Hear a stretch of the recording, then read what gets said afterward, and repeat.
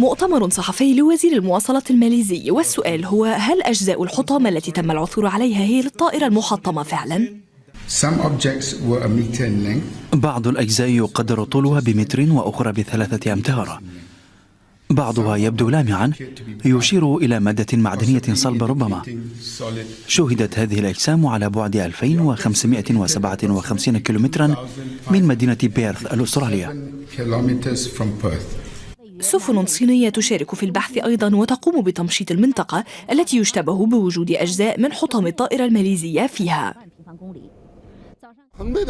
سيتم البحث في كل متر من المحيط بأعيننا المجردة وبرادارات وبكشافات الصوت الحديثة وأجهزة الرؤية الليلية. هدفنا هو تحديد جميع الأجزاء العائمة.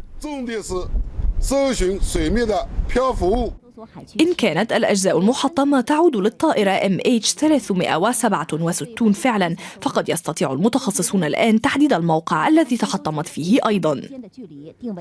في البرلمان الأسترالي ذكر رئيس الوزراء أسماء المواطنين الأستراليين ال5 الذين كانوا على متن البوينغ 777 المنكوبة. أصبح أهالي الضحايا على يقين بمصير ذويهم الآن وبإمكانهم توديعهم.